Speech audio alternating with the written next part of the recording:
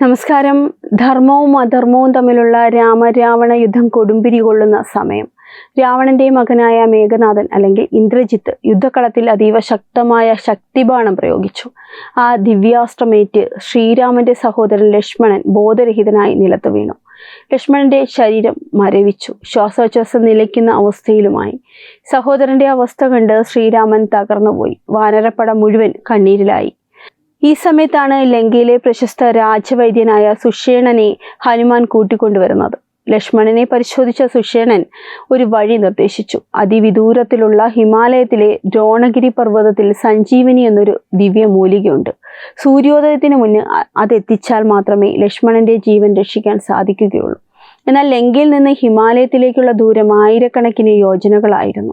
സൂര്യൻ ഉദിക്കാൻ ഏതാനും മണിക്കൂറുകൾ മാത്രം ബാക്കി നിൽക്കെ അത്രയും ദൂരം പറന്നുപോയി മരുന്നെത്തിക്കുക എന്നത് അസാധ്യമായ കാര്യവുമായിരുന്നു. എന്നാൽ മനസ്സിൽ രാമനാമം മാത്രം ധ്യാനിച്ച് ഹനുമാൻ കൂറ്റൻ രൂപം പ്രാപിച്ച് ആകാശത്തിലേക്ക് കുതിച്ചുയർന്നു. കാറ്റിനേക്കാൾ വേഗത്തിൽ ഹനുമാൻ വടക്കോട്ട് പറന്നു. വഴിയിൽ തടസ്സമായി വന്ന കാലനേമി എന്ന അസുരനെയും മറ്റ് വിഘ്നങ്ങളെയും തൻ്റെ ബുദ്ധിശക്തി കൊണ്ടും ശക്തി കൊണ്ടും ഹനുമാൻ കീഴടക്കി. ഒടുവിൽ നിമിഷങ്ങൾക്കകം അദ്ദേഹം മഞ്ഞുമൂടിയ ഹിമാലയത്തിലെ ദ്രോണഗിരി പർവ്വതത്തിൽ എത്തിച്ചേർന്നു. ദ്രോണഗിരിയിലെത്തിയ ഹനുമാൻ കണ്ടത് ഇരുട്ടിൽ തിളങ്ങി നിൽക്കുന്ന ആയിരക്കണക്കിന് അപൂർവ സസ്യങ്ങളാണ്.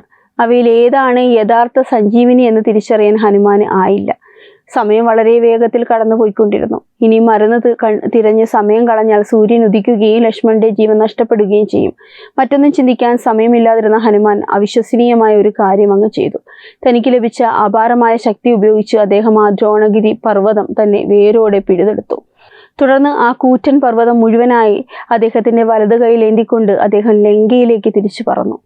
ആകാശത്തിലൂടെ പർവ്വതവുമായി പറന്നു വന്ന ഹനുമാനെ കണ്ട് രാമസേന ആവേശഭരിതരായി. സൂര്യോദയത്തിന് തൊട്ടു മുൻപ് തന്നെ ഹനുമാൻ ലങ്കയിലെത്തി പർവ്വതം താഴെ വെച്ചു. രാജവൈദ്യനായ സുഷേണൻ അതിൽ നിന്ന് സഞ്ജീവിനി ചെടി തിരിച്ചറിഞ്ഞെടുത്ത് മരുന്ന് തയ്യാറാക്കി ലക്ഷ്മണന് നൽകി. നിമിഷങ്ങൾക്കകം ലക്ഷ്മണൻ പൂർണ്ണ ആരോഗ്യവാനായി എഴുന്നേറ്റു. ശ്രീരാമൻ ഹനുമാനെ നെഞ്ചോട് ചേർത്ത് പുണർന്നു. ലക്ഷ്യത്തിലെത്താൻ തടസ്സങ്ങൾ വരുമ്പോൾ ഭയന്നു നിൽക്കാതെ ഏതൊരു പ്രതിസന്ധിക്കും പരിഹാരം കണ്ടെത്താമെന്ന വലിയ സന്ദേശമാണ് ഈ കഥ നമ്മെ പഠിപ്പിക്കുന്നത്. നന്ദി.